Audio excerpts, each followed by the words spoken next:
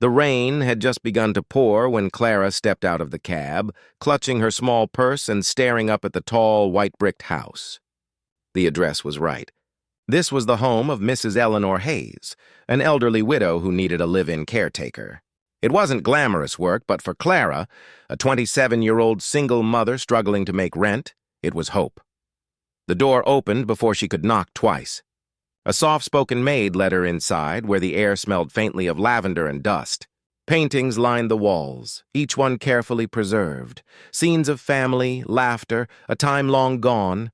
Clara smiled politely, trying to mask her nerves. She needed this job.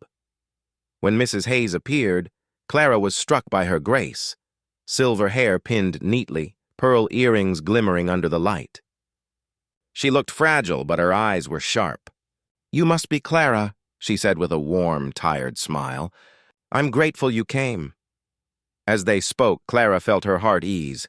Mrs. Hayes was kind, thoughtful, and surprisingly curious about Clara's little girl, Emma, who was 4. "Maybe one day you'll bring her here," Mrs. Hayes said gently. "I'd love to meet her." For the first time in months, Clara felt seen. About 50 seconds into the conversation, as she helped Mrs. Hayes settle into her armchair, Clara thought of how kindness could bloom in the unlikeliest places. She smiled and whispered, "If stories like these remind you that compassion still matters, please like and subscribe. You never know who might need a story of hope tonight." Days turned into weeks. Clara settled into the rhythm of the old house, reading aloud, cooking soups, watering flowers in the morning sun. Mrs. Hayes grew fond of her quickly, often holding her hand while they watched the rain from the window. But one afternoon, while dusting the sitting room, Clara's world stopped cold.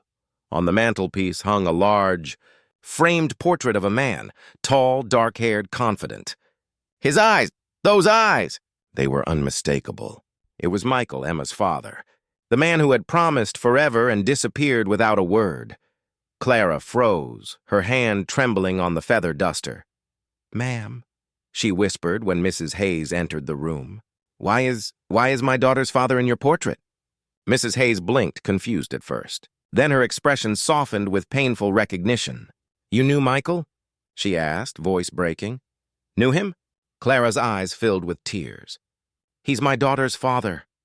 The silence that followed was thick with disbelief and grief. Mrs. Hayes sank into a chair, pressing a hand over her chest. "My Michael. He passed 2 years ago in a car accident. I never knew he had a child." Clara could barely breathe. Her heart broke again. For herself, for her daughter, and now for this woman who had unknowingly welcomed her into her home. Mrs. Hayes reached for her hand. "Please tell me about her. That evening..."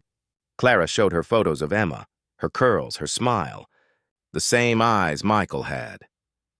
Mrs. Hayes wept softly as she listened, clutching the little photo to her chest. Over the next few days, something remarkable happened. The house that once echoed with loneliness filled with laughter again. Mrs. Hayes began calling Emma "my sunshine" over video calls. She arranged for toys and dresses to be delivered to Clara's apartment. When Emma finally came to visit, she ran straight into the old woman's arms, as if she'd known her forever. Clara stood by the doorway, tears streaming down her cheeks. Mrs. Hayes looked up at her and whispered, "You gave me my son back in the only way I could still have him. Through her."